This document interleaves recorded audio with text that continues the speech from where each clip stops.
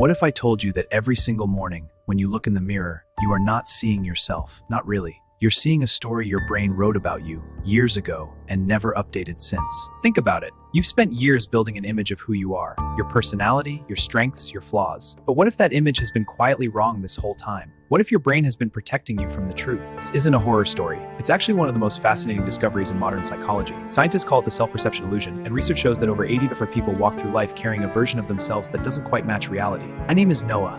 I'm 19 years old. And I used to think self-awareness was something I was pretty good at. I journaled, I reflected, thought I knew myself. Until the day my psychology cracked everything I believed about who I am. It was a Tuesday in October. My psychology professor, Dr. Mara, walked into class and wrote 4 words on them. Not a philosophical question, a scientific one. She told us we had 1 week to find out. At first, I wasn't worried at all. I thought, this is easy. I know exactly who I am. I'm quiet but kind, a little anxious but smart. I care about people. I'm a good listener. The next day, Dr. Mara asked us to do something that felt weird. She asked us to list 5 words our closest friends, not words they would choose, and then compare those to the words we'd chosen for ourselves. I texted 3 of my closest friends. I said, hey, just for a class project, can you give me 5 honest words that describe me as a person? No sugarcoating. I thought I knew what they'd say. I was so sure I already knew the answers. The responses came back within an hour, and when I read them, something shifted in my chest, because the words they used were not wrong. They weren't even mean. But they described those who were in my list. There was a gap, a real measurable gap between who I thought I was and who other people actually experienced. And here's what psychology tells us. That gap is completely being has one, but most of us never look directly at it. See, your brain isn't a camera. It doesn't record reality. It's more like an editor, constantly cutting, adjusting, and reshaping what you experience to protect your sense of identity. So I went back to the mirror, but this time I tried something different. And I just burst into my reflection in a hurry for a long. And I noticed for time. I noticed that even when I was completely alone, no one watching, I was performing. My face was making the thought vibration.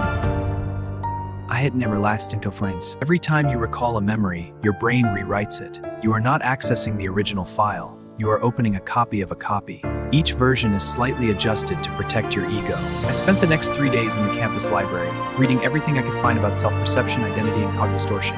And the deeper I went, the stranger it got, because I did the same thing, and we do it on purpose. I kept coming back to something Dr. Mara said on the first day of class. She said, and I'm paraphrasing here, the most dangerous thing in the world is not a lie that someone tells you. It's the lie you never question because it comes from inside your own mind. On day 4 of the assignment, I took my journal to a coffee shop and did something uncomfortable. I watched people. Not creepily, just observantly. And I noticed that every single person who... That night, I tried something harder. I sat down and tried to write about myself without filtering. No flattering adjectives, no comfortable labels. Just, what are the actual patterns of how I behave? And when I finished writing, I had a list.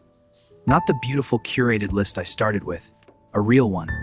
Things like, but I rehearse that last one hit me the hardest, because I had genuinely believed, truly of my own behavioral story. My phone screen showed me who I actually was, not who I thought I was. Dr. Mara explained the term self-concept discrepancy, the gap between your ideal, actual, and ought selves. The bigger the gap, the more anxiety you carry. On day 5, I couldn't sleep. I put on my sneakers over my pajama socks and walked around the empty campus at 2 in the morning. There's something about the dark and the quiet that's driving alone and that strips away all the questions like, if I lost everything I own tomorrow, who would I actually be? When was the last time I did something that didn't involve how it would look to someone else? There's a concept in psychology called the shadow self, first described by Carl Jung, is the most immense thing about you, because the most fit the shadow isn't your enemy. On day 7, I had to turn in the assignment. Dr. Mara hadn't told us what the assignment actually was, just to spend the week observing ourselves honestly, but she asked us to hand in my room cold. She told us to stand up, walk to the front of the room, and in exactly 60 seconds describe ourselves as honestly as we could. Not as we want to be, not as we think we are. When it was my turn, I stood up. And in those 3 seconds of walking to the front of the room, I felt the strangest thing happen. The performed version of me flickered. He said, I'm someone who cares deeply but shows it awkwardly. I'm someone who rehearses things because I'm afraid of getting as non-spent as I projection. And then something unexpected happened. Classmates came up to me and said my words described their exact experience. I had exposed myself, and somehow, it connected me.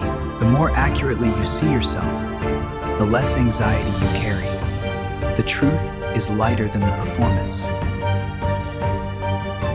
Here's what the science actually says. A famous study by organizational psychologist Tasha Urich found that while 95% of people believe they are self-aware, only 10 to 15%. And here's the part that genuinely broke my brain. Scientists have found that when people see their face in a mirror, the brain actually activates the same region associated with social judgment. The region psychologists have a technique called the mirror confrontation, where you look at your own face in a mirror for an extended period without looking away. This journey you some make ugly. The mirror wasn't a threat, but an invitation. Seeing yourself accurately isn't failure, it's growth. You can choose to look past the lies and see yourself honestly. That choice changes everything. So I want to ask you something. Not as a psychological exercise, but as a genuine question from one human to another. The mirror that refused to lie wasn't on a wall, it was inside you the whole time. The quiet, honest part of you that knew, waiting patiently and gently for you to be ready to look.